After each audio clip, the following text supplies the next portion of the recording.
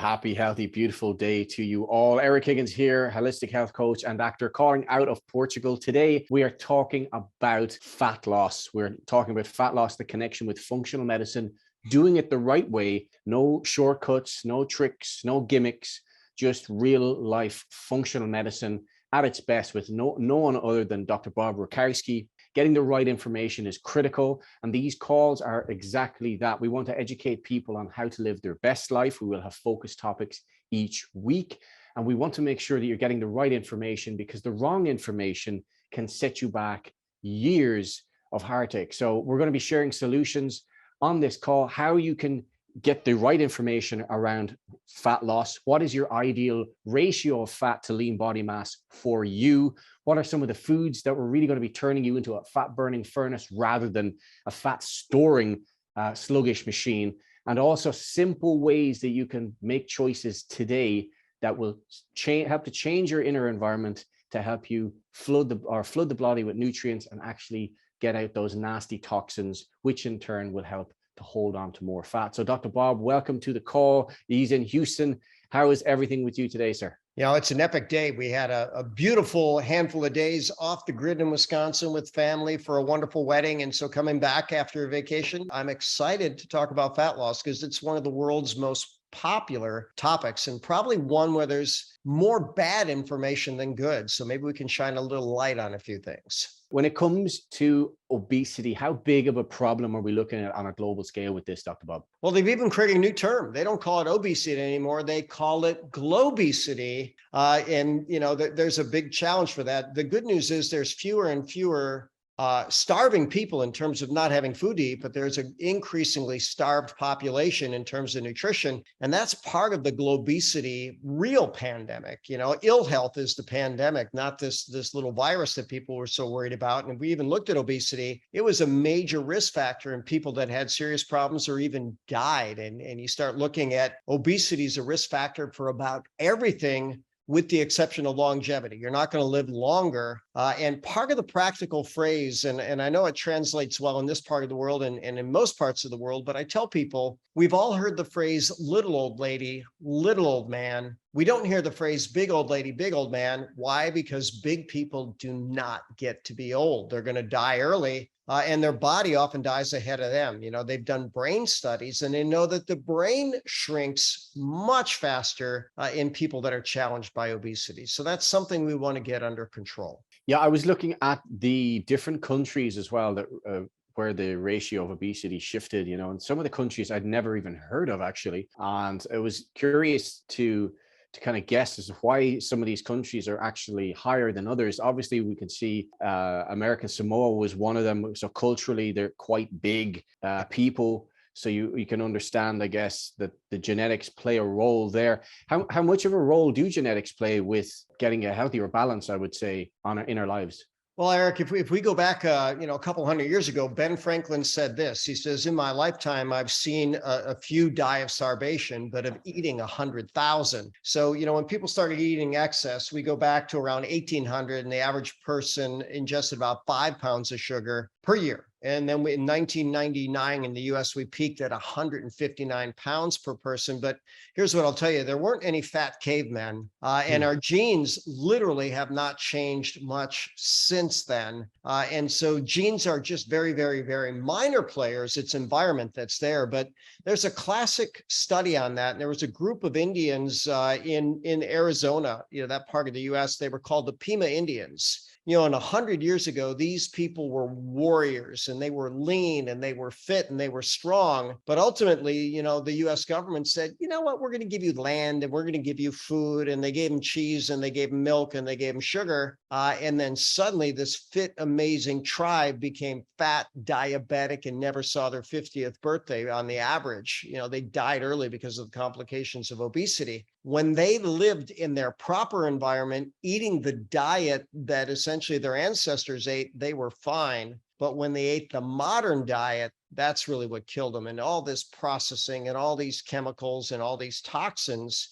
are huge players in this obesity pandemic. That almost sounded like a plot you were laying out there, Dr. Bob, with that idea. If it were a plot, the most evil being in the history of the game created it, because the whole world is suffering this challenge. For sure. Absolutely. When it comes to the composition, oftentimes in the past as a coach, I've heard people talking about their BMI, and that's never a good point of view because it doesn't take into account lean body mass. It just gives a generic based off of someone's height and dimensions and what their ratio should be, and doesn't take into account athleticism or genetic gifts or any of those things. But what is the ideal body composition for a man and a woman when it comes to fat percentages? What's the ideal ranges that we should be at? Well, the first thing I'm going to tell you, Eric, is it's hard to really assess those fat percentages. You have to go through usually some very, very, very sophisticated testing procedures. But there's one that I like, and I'm not going to answer it in terms of fat. I'll give a bridge to it. I'm going to answer it in terms of water. So it turns out that lean tissue is 73% water, fat tissue is 14% water. And they've studied this now for decades. And there's different types of bioimpedance, but it's an electrical measurement. Some people can stand on an electrical scale and they can get a picture. There's commercial units where they do whole body, hand to foot. And what I'll tell you is that males should be 60 to 65% water. Now, if you do your translation to body fat, what that simply means is the more muscular a man is, the more fat that he can carry and still be healthy. And I'm gonna give another measurement that'll be easier for everybody to get. Whereas females should be 55 to 60% water. Well, what's the difference? Women's secondary sex characteristics are related to body fat, breast tissue. And we know that fat actually is an endocrinally active organ. When women get too lean, they don't make enough estrogens. When men get too fat, they make too many estrogens. But there's a simple measurement that everybody can do. They used to talk about the waist to hip ratio. And this is flawed because the way that I would teach it, I'd show a picture of someone with a big waist, but yet even bigger hips. And I would tell people that someone could have a big waist and big hips and their waist to hip is fine, but the waist to height ratio is what's critical. And an individual's waist, we're talking both men and women, should never exceed half of their height. And I have a funny story because I was giving a lecture in South Dakota. The way I would do it, I was teaching about obesity and we go around the room and at the end of every hour, I'd say, look, I want to pick out 3 people to pick out something they learned this hour. And a gentleman in the back of the room who had a very big waist said, I just realized I'm 2 feet too short. And I said, well, okay, good to know that. What's your plan? He says, well, guess what? I can't get taller, so I'm going to get my waist smaller. Believe it or not, Eric, I saw him a year later and 100 pounds lighter. And Nice. Most people wouldn't have even recognized him. Sometimes we need that wake-up call. So if we could actually look at hydration status, we could tell. Now, the Mayo Clinic said less than 20% for men, 30% for women. But what does that really mean? And from a practical point of view, you want your clothes to fit good. You don't want to be able to, they used to call it pinch an inch. You don't want to be able to pinch more than an inch anywhere. And that's hard for a lot of people to believe. But, listen, people only need to watch YouTube videos of both you and Issa, and you'll realize you're not pinching an inch anywhere, maybe not even a quarter inch, so people can get to that level of lean. Now, with that said, believe it or not, if a male drops below 4% body fat, there's a little bit of immune compromise. And usually with females, if they drop below 15%, they may have a hormone compromise. So we do need some fat, but let's face it, the problem with most people is not too little. It's just way too much. I'm just curious with the bioelectrical impedance, when I was looking at that before, certainly with the handheld ones and the cheaper versions of it, it can drastically fluctuate. In my experience, it could be 5, even 7% either way. So if anyone has gotten those and is a little bit shocked by the numbers on it, don't make that the be all and end all. I would also look at getting a caliper test if possible. If you're not too big, you can get a caliper testing as well, which is a little bit more accurate. But I think the ultimate way of testing it, Dr. Bob, I think was also the water chamber, isn't it? Where the hydrostatic weighing yeah, is part of what you're saying, and that's a proven mechanism. Now, when we look at bioimpedance in the commercial device that I use, that's been used in hospitals in over 2,000 published medical studies, it actually does hydrostatic weighing. It uses that data in its calculations when they created the equations: sodium bromide isotope dilution, potassium bromide isotope dilution, DEXA dual energy X-ray absorptiometry. There are a lot of mechanisms to test it. Hydrostatic hydrostatic weighing, not too readily available, but certainly a good thing. But here's what I'm going to tell people about the bioimpedance devices. The better one you get, even though your first number may shock you, when bodies change, they do tend to be consistent because the electrical measuring part of that is reasonably accurate. Just for most of those devices, the body composition quantification is very poor. So once people get a baseline on their electrical numbers, that will be a reasonable good indicator of how their body's going to move over time. But, if you're going to do it right. So a good coach with a good set of calipers, hydrostatic weighing, a professional bioimpedance unit. I'm not a huge fan of DEXA, dual energy X-ray absorptiometry, because you're radiating the body.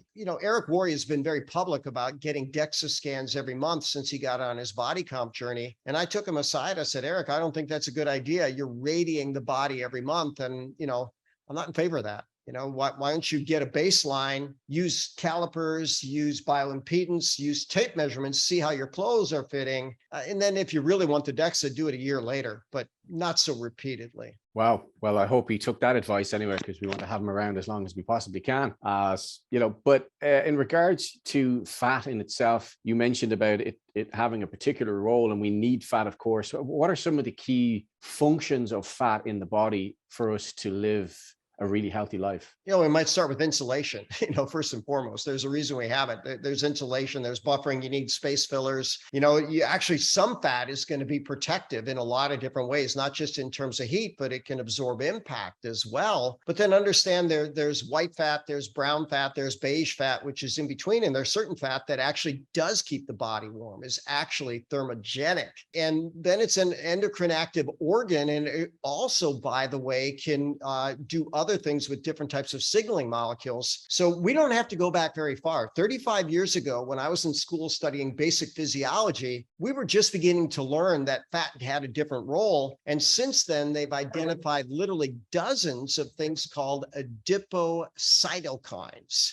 And so a cytokine, a cellular kinetic signaling molecule coming from an adipocyte, that's powerful. When it comes to functional medicine, Dr. Bob, what are the staples? What are the main principles of functional medicine strategies that are really essential to keep lean, get lean for the long haul? If we start talking about from an endocrine point of view, here's a simple fact. You cannot store fat without insulin. So as people become insulin resistant, creating more insulin to do the same job, they almost always become progressively obese. But if someone has insulin failure and they become type 1 diabetic, they waste away. And there was a fairly famous story about an NFL football player named Jay Cutler. He was a high-level quarterback, and somewhere between his 26th and 27th year, he had something happen where he became a sudden onset type 1 diabetic. And just like that, in a matter of weeks, he lost 35 pounds. So it doesn't just get sugar into the cell. It also helps to store fat. It's an anabolic hormone, and even helps to get amino acids in there. So insulin is going to be our top signaling molecule. From an endocrine point of view, we start looking at the thyroid. And what we tell people is that the thyroid is the most environmentally sensitive hormone, endocrine gland, meaning it's most affected by toxins. And then we start looking at these toxins. And it was around 20 years ago that I first read an article this was the title of it, Chemical Toxicity, a Hypothesis to Explain the Global Obesity Epidemic. And now that they've tracked it for 2 decades, it's absolutely indisputable that as the body is exposed to more toxins, there's an inhibition of the thyroid function. And I might be a little technical here for a moment, but here's a fact. Most environmental toxins are fat soluble. Part of the liver's job is to convert fat soluble toxins to water soluble toxins so you can get them out of the body. But part of the protective mechanism against these toxins is they're stored in the body fat to protect other more vulnerable tissues. So the big three from a functional medicine standpoint, if we're going to look at chemistry and endocrinology, it'd be insulin signaling, it'd be thyroid, and it would also be detoxification. But then we can go even a little deeper. Acid alkaline is very critical because it affects the efficiency of all the hormones and all the signaling molecules. And if we take it even beyond that, I've told people you've got to eat right, drink right, think right, move right, sleep right, poop right, talk right every day. Those are all critical. But when it comes to move right, here's the reality. Most of us don't move anywhere near as much as we should. And that's a big part of what makes your your mission so honorable. And I was listening to an obesity expert, in preparation for this. And he says, we should not be talking about anything else until people commit to getting around and moving, because reality is life is motion. If they're not moving, they're dying. And there's just so many people that are just not moving. It's tragic. Yeah, it's kind of, how do I say this without sounding blunt? When I see certain individuals rolling around on wheels that, kids, of parents that are these scooters and electronic motors and stuff running around, and of like layers of fat spilling off of these kids. And I'm thinking, wow, be blunt. It's a total disservice to those children.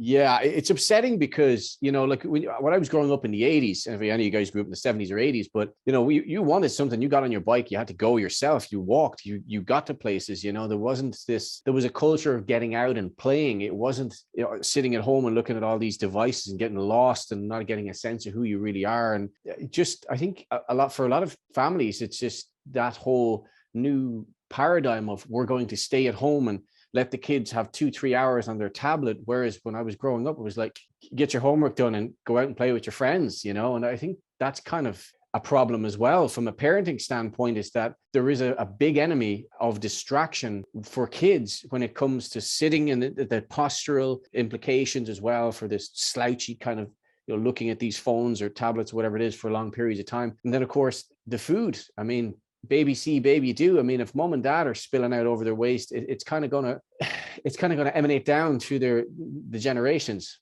Well, and then Eric, let's just go from this epigenetics. And there was a study years ago, and one I'll say about environment first.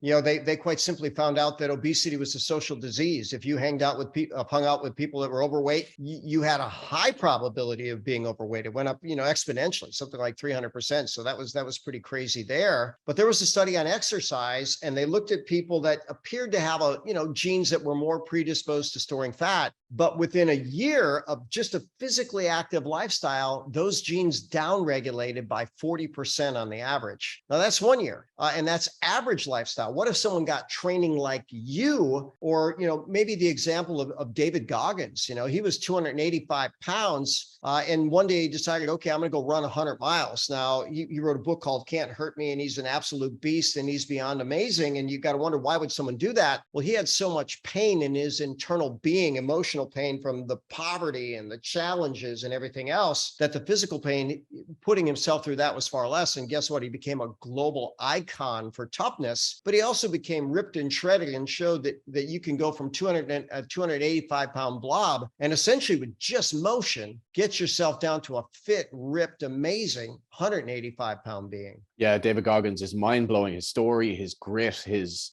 bluntness. He is extremely blunt, but I think it's coming from a place of love and discipline and pain. When you go through that level of pain, I watched a lot of interviews with him, and I've seen him train. I watched stuff on social media. I think that's what people need, actually. I think people need a lot of bluntness when it comes to this topic, because if we tiptoe around it and, just trying to be nicey, that person, could knock 10, 15 years off their life if someone had just taken them aside out of love, not out of being patronizing, but just said, I have some ideas. I don't mean to be rude, but I don't think that's going to be I don't know what, it's even for me to say those words. I'm struggling to say it.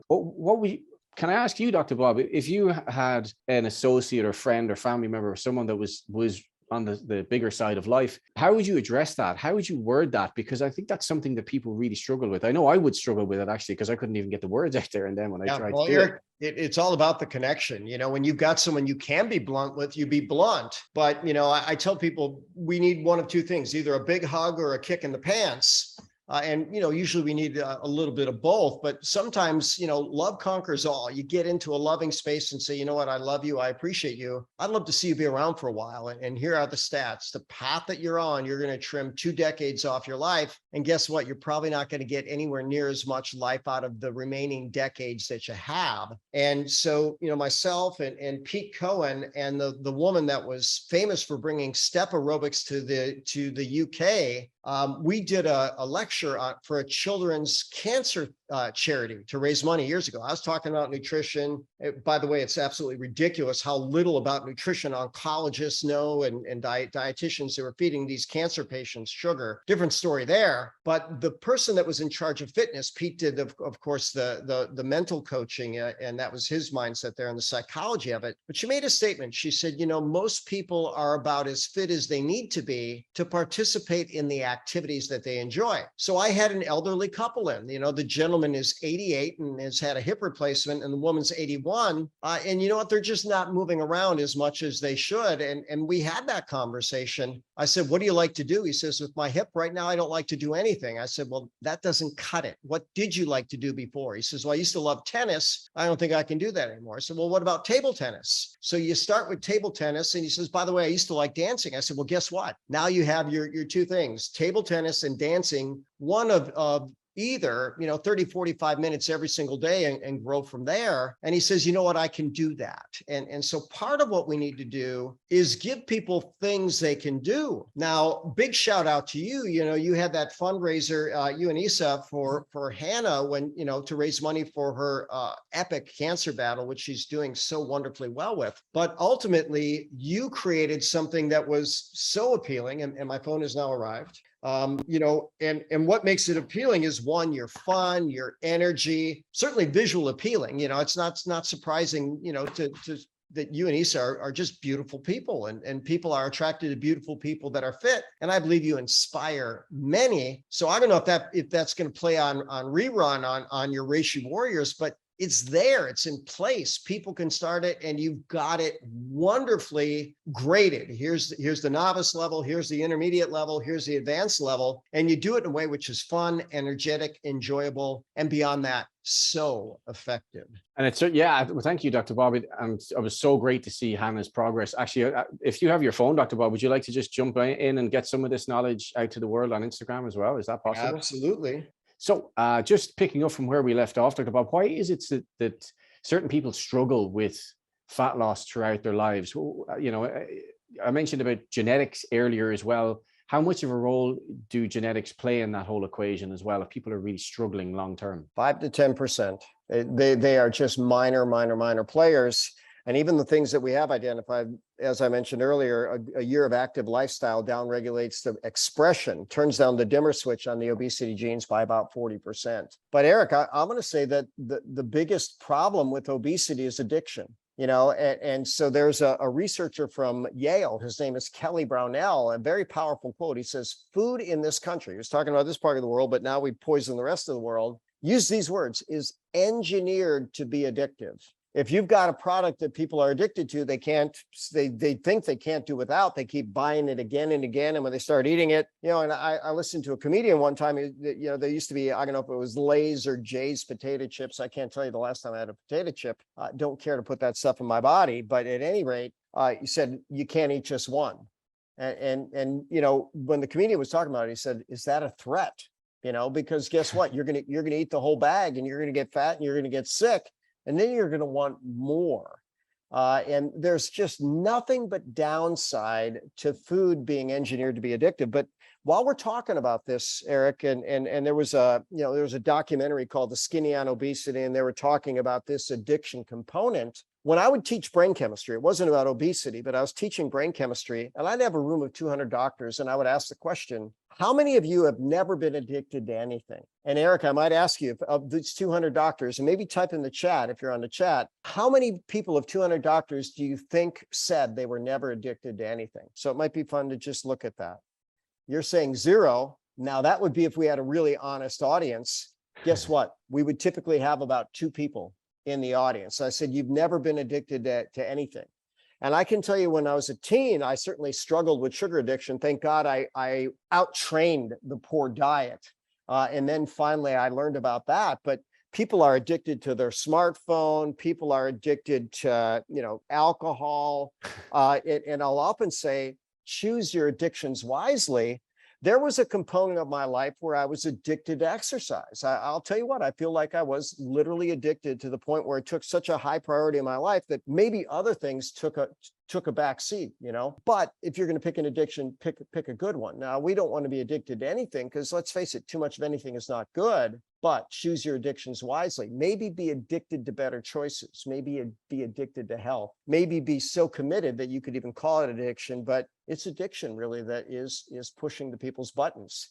And when you look at these people with all this screen time, these advertisers, they're getting that dopamine hit. And what else are they doing? They're then, the advertisers are pushing them in a direction for other feel-good chemicals with whatever they're selling. It's horrible the way that they have created this mass psychoses in a very unhealthy world. Yeah, I remember Paul Chek's definition of an addiction was any repeated behavior that doesn't bring you that sense of happiness over time. It's just you do it out of habit. It's something you fall into. And I totally get it when it comes to the training as well. It can be that sense of that boost, that, that dopamine hit, that serotonin hit of just getting in and doing a hardcore workout. But I think over time, you learn that you can't play your cards like that. You have to look at some of the gentler work. You've got to look at what does my body need in regards to just gentle movement for the sake of movement. And most of the benefits we see now as well are actually in the resting periods for people who do like to train. And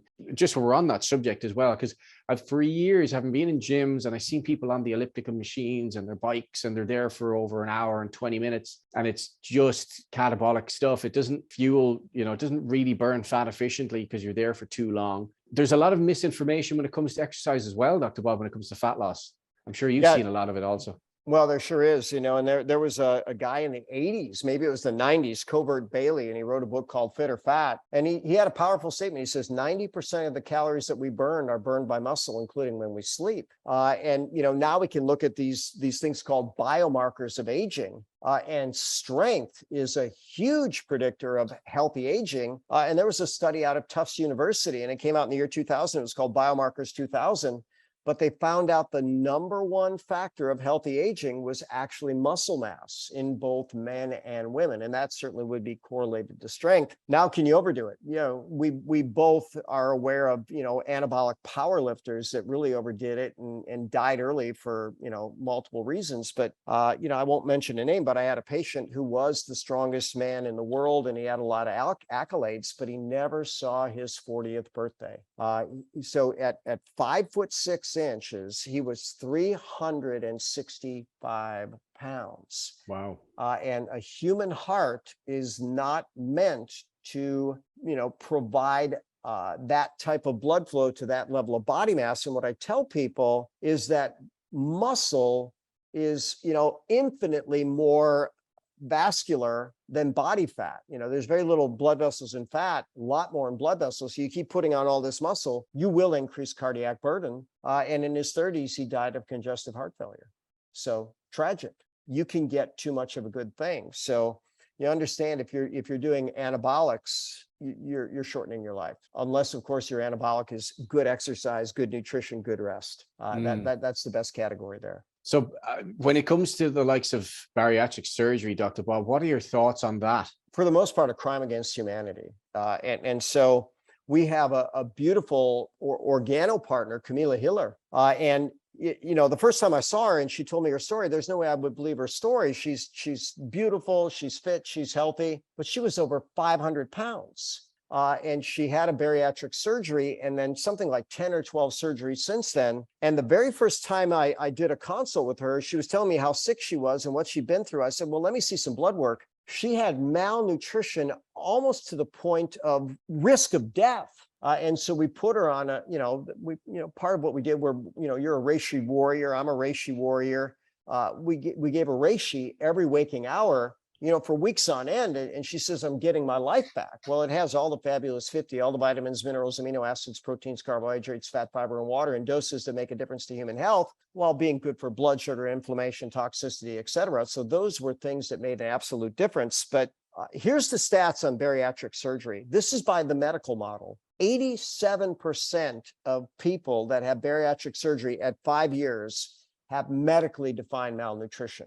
So if you butcher someone's digestive tract so that they can't absorb food and nutrition, why would it be a surprise that suddenly, that they're having this challenge. Now we could use the Goggins model, David Goggins, or we used to have a TV show called The Biggest Loser. And these people would be in a controlled environment. They'd have a coach, they'd push them hard, but they'd lose 100 pounds, 45 kilos in 9 or 10 months. And they would come out brand new people feeling absolutely fabulous. So it can be done, that's for sure. Yeah, I've seen a number of people have it done, and just on the back end of it, just didn't look healthy, just looked, like you mentioned, suffering from malnutrition, very gaunt, very dark around their eyes. I understand if people have struggled with other approaches, but I think they didn't get the right information longer term for what really is going to wield them the results they want. And I would assume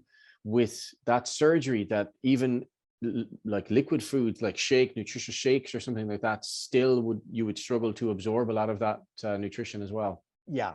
It's medically induced malabsorption. That's really what bariatric surgery is. Medically induced malabsorption. Now, is it possible for someone to be profoundly diligent and be okay? Well, probably, but it'd be very, very, very rare. And so now keep in mind, ultimately, I always tell people when patients come in, the first question I want to answer is, what is causing the problem? And the problem is, okay, I'm eating too much of the wrong stuff. Well, let's take it further back. Why? And sometimes there's emotional trauma, there's physical pain, there's other things going on. That's not my expertise.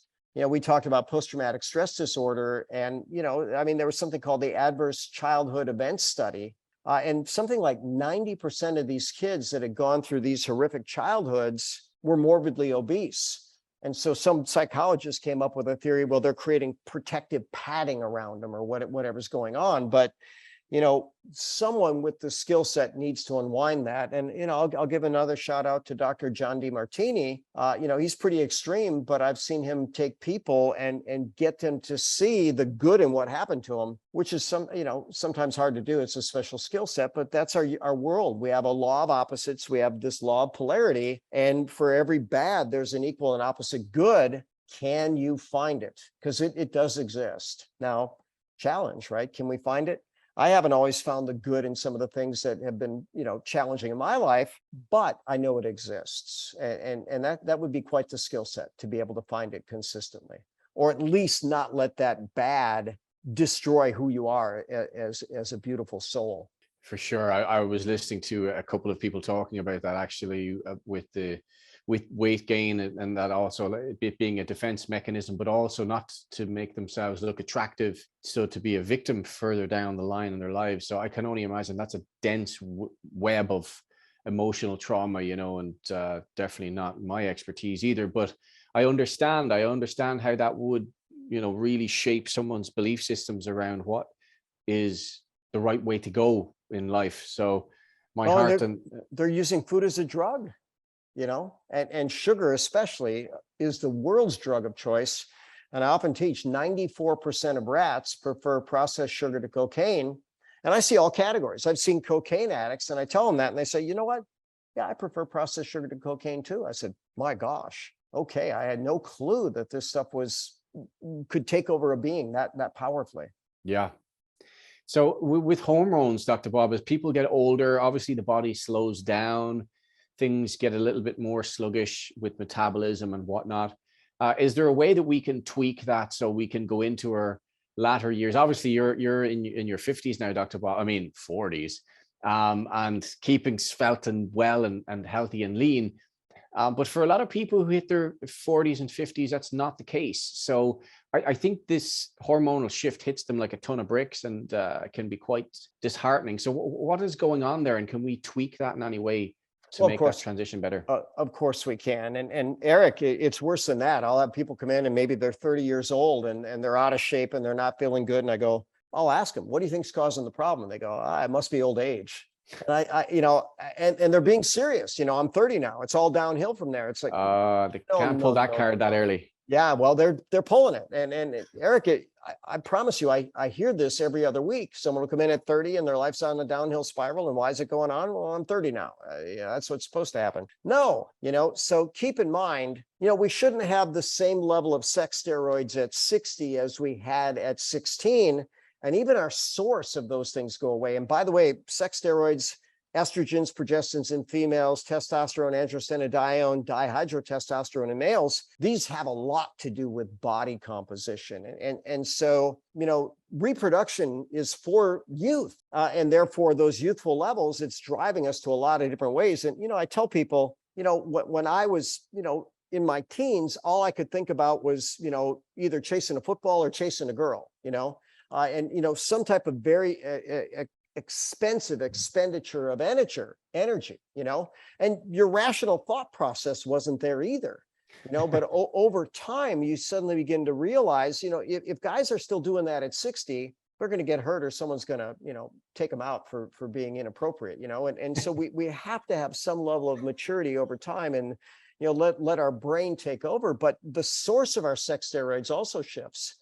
And when we talked about sex steroids, the term intrachronology has now been around for more than 20 years, more dominant in a female. So females, when they come out of the womb, there's some sex hormones in utero because it creates secondary sexual characteristics. And then it starts happening again at puberty. And, then there's a lot of them. But females have this decline, starting 30, they start going down, down, down. By 50, the ovaries are no longer making sex steroids. But it doesn't mean the heart doesn't need them, the brain doesn't need them, the bones need them. All those tissues need those sex steroids, but those tissues actually make them. And they make it from an adrenal precursor called DHEA, dihydroepiandrosterone. Well, the amazing thing is they call it andropause, where after 50, half of a male's sex steroids are made by the tissue that needs it from DHEA. So there's been a lot of clever people, and I don't know who said it first. I read it in a female endocrinology text, but it was, you're either making sex hormones or stress hormones, not both. So if we live a high stress life, we basically, shift that adrenal production to stress hormones instead of making the precursors for sex steroids. This is a problem for a lot of people, but I'll tell you what, I have patients, in their 70s and 80s that have never used an artificial hormone and report every aspect of their life is wonderful and as they would want it. Healthy tissue, healthy life, healthy everything, even healthy libido, which is, good for them, that they stayed that healthy that long. But, the stat is something like 40% of 40-year-old males are on sex, are on Viagra or similar. And that's not how it should be. Charlie Chaplin fathered a child in his 80s. Now, I think he had a fun life, a good life. He laughed. Laughter is the best medicine. And he wasn't obese by any means. And guess what? He's proven, and many men have, that you can keep all of that active for hopefully the entire time you're here on the planet. Yeah. And of course, the benefits of getting stress management in check, getting your nutrition in check, and moving consistently as the body, the musculature, literally like a pump, the body acts as a pump. So if we're gaining that extra weight, our circulation starts to slow down, right, Dr. Bob? So a lot of these systems just start to get eroded because they're not being stimulated enough. They're not being charged with electrodes from the heart by the stimulation of exercise. So we really have to keep that as a habit throughout our lives, no matter what. Even if we're not doing as explosive work as we used to, or not getting as many miles or reps or whatever the numbers are, we still need to keep that habit in check. Otherwise, as Bruce Lee so cleverly stated, flowing river never grows stale, so keep on flowing. So we just got to keep that system moving. Just a couple of last questions, Dr. Bob. Intermittent fasting, how effective is that for fat loss? Done right, it can be very effective, and so there's a lot of people that are challenged by it, and they want to know what's the window. And there's actually a genetic test where that does matter. There's something called the ApoE genotype. And I tell people you get an ApoE gene from mom and one from dad. And oddly enough, there's an ApoE2, ApoE3, ApoE4. You know what? You've now inspired my curiosity. I'm going to look up whatever happened to ApoE1. But since you get one from mom, one from dad, you can be a 2-2, 2-3, 2-4, 3-2, 3-3, 3-4, 4-2, 4-3, 4-4. If you're a 2-2, that's called the longevity gene, and 14 hours a day of intermittent fasting, still more fasting window than food window, and that's proven sufficient for you. 4-4 is called the death gene, and guess what? These people need 18 hours a day of a fasting window to reap the benefits. And then the 3-3, which is about 60% of the population, that happens to be me, now you need a 16-hour window, but still twice the fasting window as food window. So that's what's been proven to the genetic link. Can you go longer? You sure can. You know, there's plenty of people that are on the OMAD diet, 1 meal a day. And that's, by the way, not an 8-hour meal. It's a meal, you know, maybe 30, 45 minutes. And there's a famous American athlete that has been on the OMAD diet his entire adult life. His name is Herschel Walker. Now, Herschel Walker in NFL football, you know, he first of all, he won 2 Heisman trophies in college as a freshman and sophomore. No one had done that. And then he did a stint in an alternative football league called the USFL. So he didn't even have all his yards. But even with his career shortened by 3 or 4 years in the NFL, number 4 all-time NFL in yardage. And at 50, he decided to do an MMA fight, and he walked in the ring, ripped and pummeled his opponent. He looked like a fit, amazing 30-year-old on his OMAD program. And now he's running for Congress in Georgia, and God bless him. I hope he wins, because he's a solid man that represents all that I think is good in the world. But intermittent fasting, absolutely proven, Nobel Prize nominated research. But even before the Nobel Prize, I tell people the journal Carcinogenesis, Genesis, the origin of, carcino, like cancer, the origin of cancer, that journal found that in a calorie-restricted state or even a fasting state, the first cells to die are pre-malignant and malignant cells. Wow. And so it's anti-cancer, it's anti-diabetes, it's anti-obesity, it's pro-longevity, it's pro-health, it's pro what I think most people want to have happen.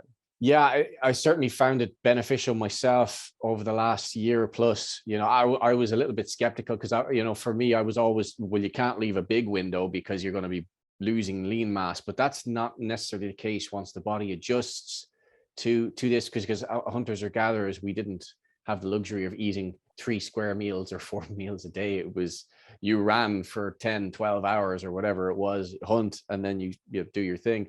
We just have too much conveniences now and too much stagnation. But when it comes to reishi, Dr. Bob, our superfood, we love to share with people all over the world a mechanism and a delivery system for health, or stealth health, as I heard one of our diamond partners mention once. Kind of like that, stealth health. You get it into the body and you don't even realize it. How powerful is reishi for fat loss, and what kind of pathways does it help to make fat loss a consistent benefit? Everything we mentioned and more.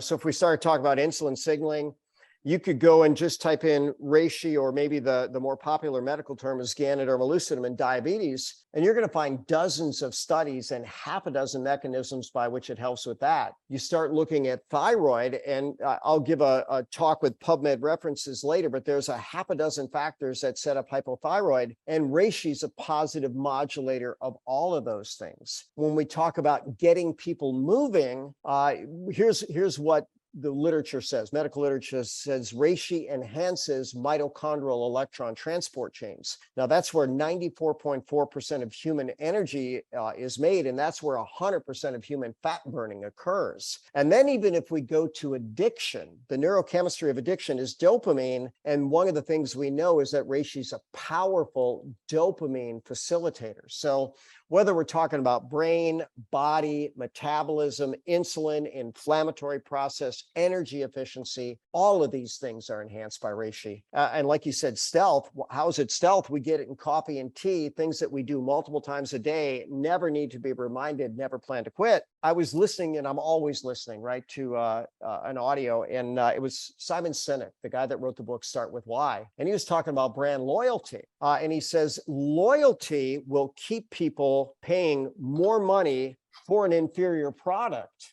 because they're loyal to the brand. And I don't want to name the, a major coffee chain, Big Bucks or High Bucks or something like that, $5, I think is what they call it. But people are loyal to that, but putting literally a much more expensive, inferior product into their body than they could with our Reishi coffee and tea. And by the way, we're also cheaper than McDonald's, Dunkin' Donuts, Tim Hortons, wherever you are in this beautiful world of coffee. Hey, I'm a coffee lover, and I got to tell you, I was profoundly loyal to Starbucks, so much to the point when I switched to Ganoderma, I missed my barista. It was a woman that she was a patient too, and I just loved her, and we'd have a good conversation every morning. I'd get my coffee, and so I missed that part of it, but I'll tell you what, my body is so grateful that I made that choice. I'll bet.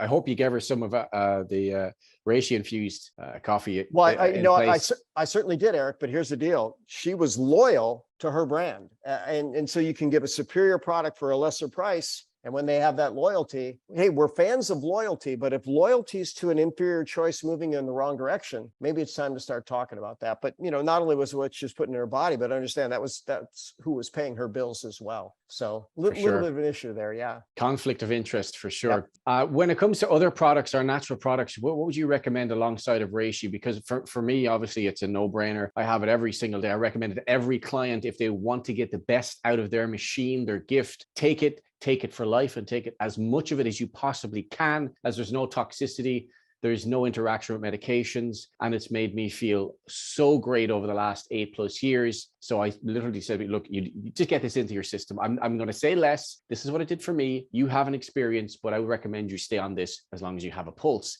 But what else would you recommend taking to aid in fat loss and health? So some of the natural protocols that you would introduce in your clinic. Sure. Well, while we're on the line of something that we're both invested in, cordyceps, which is in our red tea, is really, really good. There's a documentary called Toxic Beauty, and some of these toxins increase estrogens, which inhibit thyroid. So good, clean skincare would be really, really good. But ultimately, when I put people on a program that's going to be effective, we've got to get their insulin signaling under control. We've got to get them in that intermittent fasting. We've got to get them moving their bodies consistently.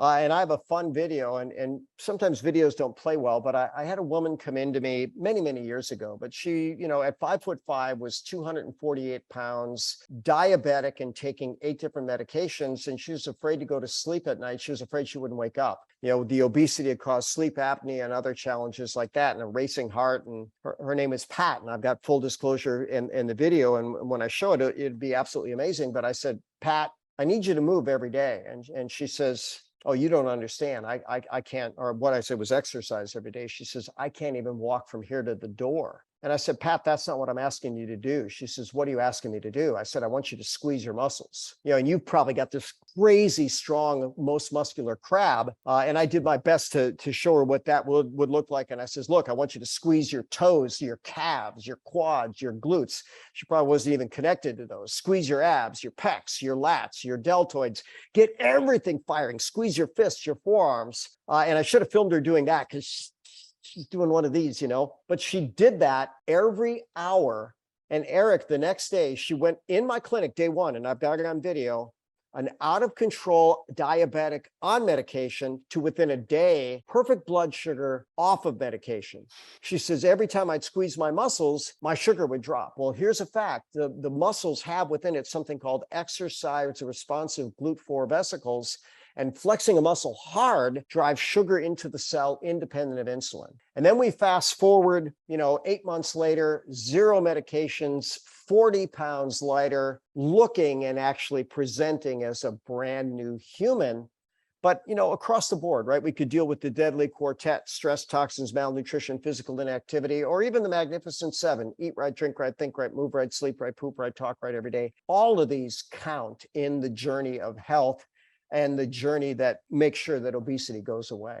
Beautiful result there, Dr. Bob. Actually, someone told me about that over 25 years ago, about this holding. I thought they were a little bit kooky, to be honest, but now I realized later in life they were a diabetic. So obviously they were clued in as to what to do. But my very last question, and I see a couple of questions here. We are over time, but apologies about that. Calorie surplus versus the deficit. This is something I hear all the time, people telling me if I put up a fat loss video and I'm not talking about calorie surplus, I'm talking about other factors, I keep on hearing, why aren't you mentioning calorie deficit? But there are more more elements to it than just calorie deficit, right, Dr. Bob? It's not a case that if you're creating the best conditions for fat loss, if you're just on a calorie deficit for you. Well, and now this is going to lead to another story and another mechanism of reishi, because there's something in our body called the microbiome. We have more bugs in our gut than we have cells in our body. And they've defined the obese microbiome. So when we finish, I'm going to have a salad later. And here's what's going to happen. I'm going to eat the salad. I'm going to chew it real nice. I'm going to get magnesium, chlorophyll, lots of good phytonutrients. And then the fiber is going to go through and it's going to cleanse my gut and it's going to pass out the next day. And I'm not going to get any calories from that fiber. Humans don't digest fiber.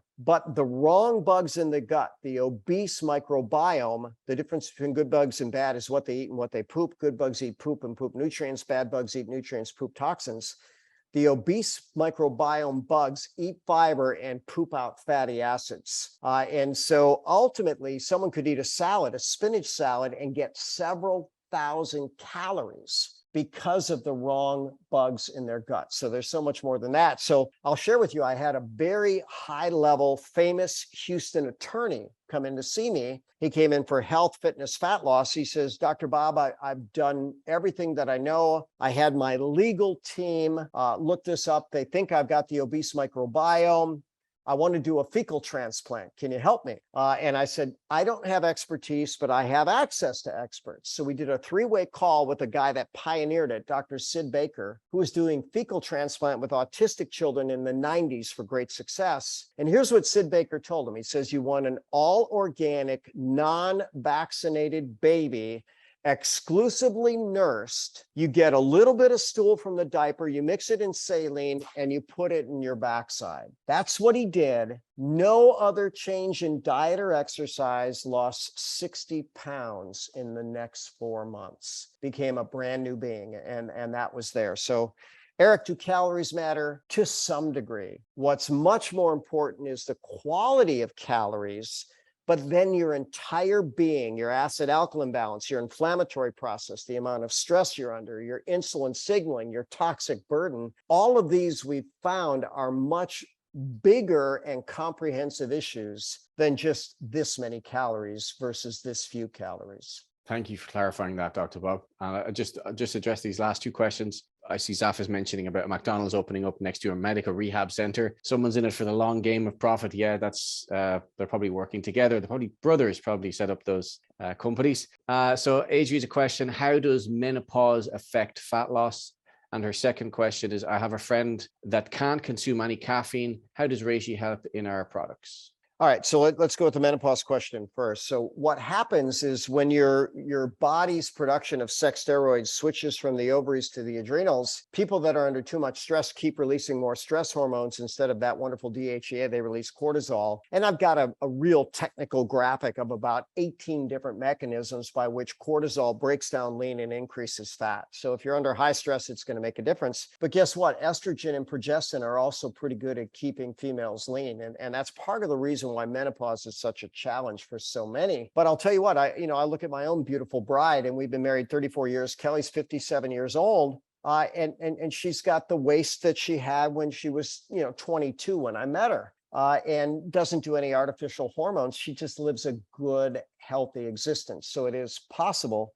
And Adri, I've seen your beautiful smiling face, and you look like you're doing most things right. I'm going to say keep doing things right. But for most women, more so than men, that transition hormone period is very, very challenging. And a lot of because of the stressors that they've been through. And that's a big issue. Now, in theory, there could be a benefit. Estrogens in females increase a protein in the blood called thyroid hormone binding globulin. And it does just that. It binds up thyroid hormone. And just the mechanism of that, it makes sense. When thousands of years ago, when women became pregnant, there wasn't necessarily enough calories for mom and baby. So nature put the brakes on metabolism. So oftentimes when women do the birth control pill or hormone replacement, guess what? They start gaining fat, 10 pounds or even more. So menopause does make a difference. And what was the question regarding reishi and its potential benefit? It was a question saying that her friend cannot consume caffeine. How does reishi help in our products? Well, when you start doing the capsules, that's not going to have any caffeine in it whatsoever. It's going to help the thyroid. It's going to help insulin signaling. It's going to help the microbiome. It's going to help inflammatory process. It's going to help mitochondrial electron transport chain. It's going to help dopamine in relation to the potential addictive component. It also helps you sleep better. And here's what we know. If you're not running on rest and recovery, you're running on rest hormones, and those are problematic. So there's 7 mechanisms, and I promise you there's more. But ultimately, here's what I tell people. Listen, you can listen all day long, but put it in your body, and your body will tell you pretty quickly, wow, this is a really good choice. Beautiful. Thank you so much, Dr. Bob. You're on the ball every week. There's not a beat that's missed. You're like a human encyclopedia of knowledge. So we really appreciate you sharing that info with us today. If some of those terms you don't resonate with you guys, you can't fully grasp them, don't worry. There will be another call as well where Dr. Bob goes through and shows a lot of visual references if you're more of a visual learner. Looking forward to connecting with you all soon. But last words to you, Dr. Bob. Yeah, I'm actually going to wrap up with 4 questions. This globesity is killing the world. It's making people unhealthy. I think it was the major player of the pandemic. That's why people got sick when they weren't healthy. So 4 questions are this. Why? Why'd you take the time to join us for this information? There's so many things you could do. Second question is the answer to the first. Why not? Why not learn from people like Eric that has dedicated his life to health? And myself as well, right? We have figured out how to help people transition from wherever they are and get on a path to where they want to be. The next question is, why not you? Someone's going to study this, apply it, maybe even reach out to us because we're more than happy to help you, or reach out through whoever referred you to this Zoom, Instagram Live, replay, YouTube replay, whatever, because guess what? The world really needs what we're offering. And here's the final question, why not now? The longer you wait to act on information, the least likely you are to act on it. So make a commitment to yourself, to your better health, and a better you makes a better world. And as always, I'm Dr. Bob Rakowski, absolutely knowing that we can all be happy, healthy, and successful. So good night in that part of the world, good day in this part of the world, and God bless all parts of the world.